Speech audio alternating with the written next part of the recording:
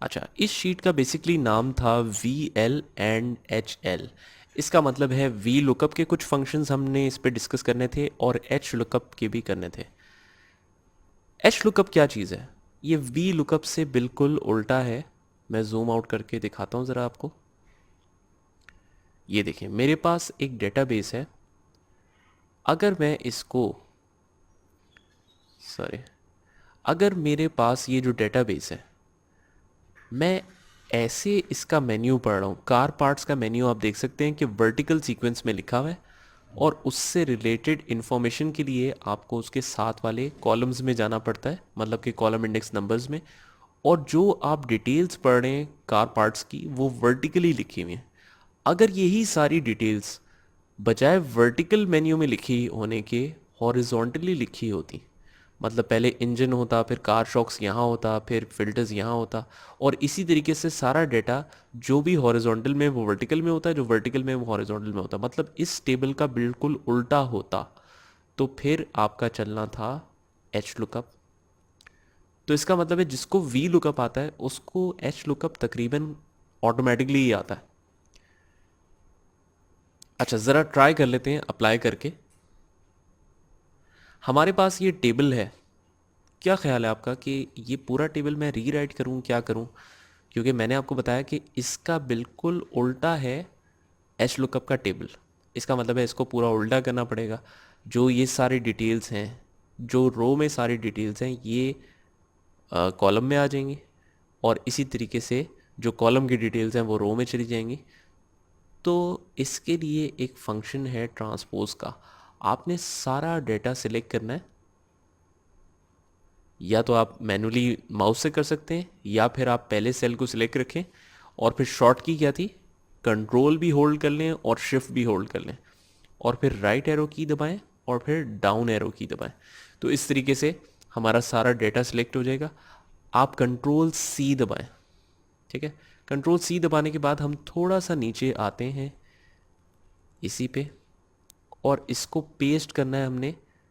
तो पलटा के करना है, मतलब उल्टा के, हमने टेबल साथ में उल्टाना भी है। तो राइट क्लिक करेंगे, लेकिन इसको कहेंगे पेस्ट स्पेशल।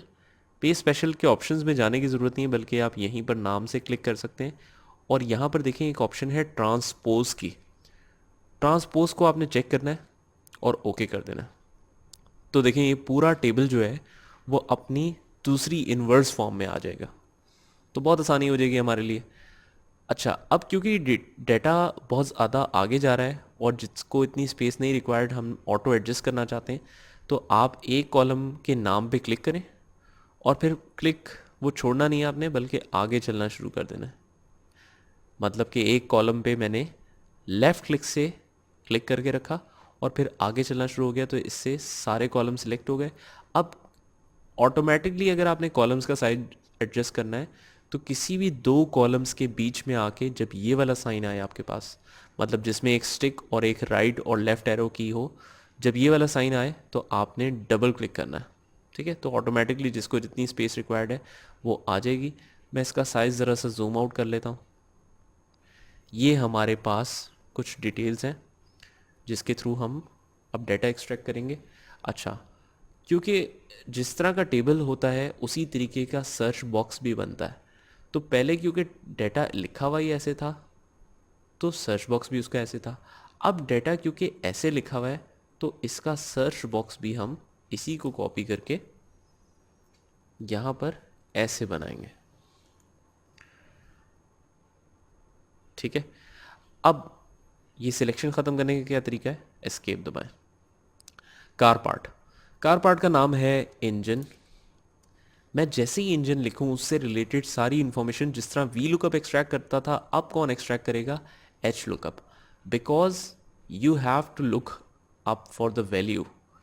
जो भी आप ढूंढना चाह रहे हैं आप यहाँ पर लिखते हैं, और फिर जो फॉर्मूला है वो क्या करता है, इस डेटा में उसको हॉरिजॉन्टली ढूंढेगा। अब कि इंजन, अगर फॉर एग्जांपल टायर्स ढूंढने हैं आपने, तो टायर्स टायर्स टायर्स, इसका मतलब है this is called horizontal lookup, ठीक है।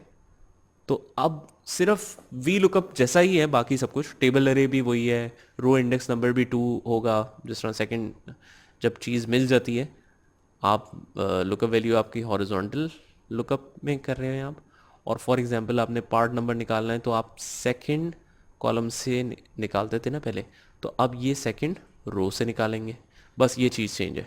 तो हम लगा के देखते हैं। सबसे पहला स्टेप, एच लुकअप लगाने के लिए भी हम नाम दे देते हैं। इसको सिलेक्ट किया और इसका नाम दे दिया मैंने H L lookup value, enter, और टेबल को सिलेक्ट करके नाम दे दिया हमने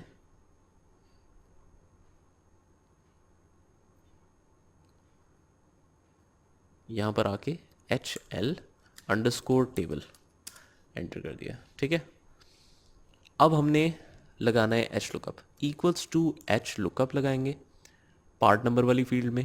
टैब मैंने दबाया ताकि ऑटोमेटिकली फॉर्मूला एक्सेप्ट हो जाए। उसके बाद लुकअप वैल्यू जिस तरह से आपकी वी लुकअप में थी उसी तरह से यहाँ पर है, एच एल मैंने लिखा, एच एल लुकअप वैल्यू जो मैंने नाम दिया था, देखिए ये सिलेक्ट हो गई, कॉमा टेबल अरे क्या था, एच एल टेबल, ये पूरा टेबल सिलेक्ट हो गया। अब अगर कोई प्रोडक्ट इसको मिल जाती है हॉरिजॉन्टल लुकअप करके, फॉर एग्जांपल वो कहता है इंजन जो है, अच्छा ये इंजन मुझे मिल गया, उससे रिलेटेड कौन से रो का आंसर निकालना है, क्योंकि आप पार्ट नंबर निकालना चाह रहे हैं जो कि उसकी एग्जैक्टली नेक्स्ट रो है, तो रो नंबर बिल्कुल उसी तरह होगा जैसे कॉलम नंबर 2 था, अब रो नंबर 2 होगा क्योंकि सेकंड रो में ही आंसर है। और कॉमा एग्जैक्ट मैच, क्योंकि इंजन इंजन के नाम से ही मौजूद है डाटा में, कोई डिफरेंस नहीं है इन नामों में, तो 0 फॉर एग्जैक्ट मैच हमने दिया और एंटर कर दिया। देखिए बिल्कुल सिमिलर वो ही चीज़ है, इसीलिए मैं कहा जाता है कि जिसको वी लुकअप आता है उससे एच लुकअप पूछने की ज़रूरत ही नहीं है क्योंकि वो सिंपल सी चीज़ है। अच्छा, इसमें भी बाकी सारी वैल्यूज़ चेंज होने के लिए सेम क्राइटेरिया चाहिए, this number should change automatically.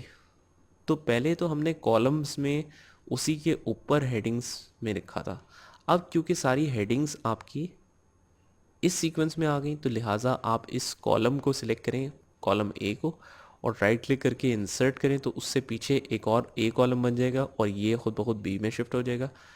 तो पहला कॉलम, पहली रो नंबर आपने देनी है डेटा के हिसाब से, देनी आपने लुकअप वाली जगह पे रो नंबर, लेकिन देनी डेटा के हिसाब से। अगर डेटा में कार पार्ट सबसे पहले ना आता बल्कि तीसरे नंबर पे आ रहा होता तो हम यहाँ पर बेशक पहले नंबर पे हो, हमें 3 नंबर डालना पड़ता साथ। ठीक है, तो ये माइंड में रखनी है चीज़ आपने, इसी की एप्लीकेशन आएगी ज़रा कॉम्प्लेक्स लेवल पे आगे।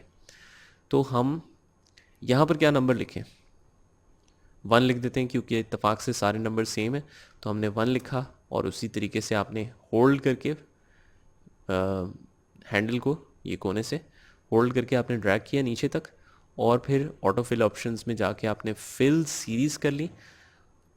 और बाकी जगह पे फॉर्मूला कर अप्लाई करने का बेस्ट तरीका क्या है कि पहले फॉर्मूला को जाके हमने एडिट करना है, उसके बीच में रह के आपने डबल क्लिक किया और फिर आपने 2 को कहा कि नहीं, 2 तो जब बोलते हैं तो वो 2 फिक्स हो जाता है, 2 कभी भी 3 नहीं हो सकता, तो लिहाजा 2 हम खुद नहीं बोलेंगे लेकिन कहेंगे कि जो भी इस सेल में है वही हमारा कॉलम इंडेक्स नंबर है। तो इस सेल में अभी क्या है 2, लेकिन इसका फ़ायदा यह होगा कि ये नीचे ड्रैग होते होते खुद ब खुद रो इंडेक्स नंबर्स बदलने लगेगा क्योंकि cell is not fix. Enter किया हमने और उसके बाद डबल क्लिक करके आप सब पे अप्लाई कर सकते हैं। ठीक है, ऑटोमेटिकली ये देखिए 3 बन जाता है, ये 4 बन जाता है। तो इस तरीके से डायनेमिक सेल्स के रेफरेंस को आप यूज़ कर सकते हैं एच लुकअप निकालने के लिए। यहाँ तक करें फिर हम आगे देखते हैं।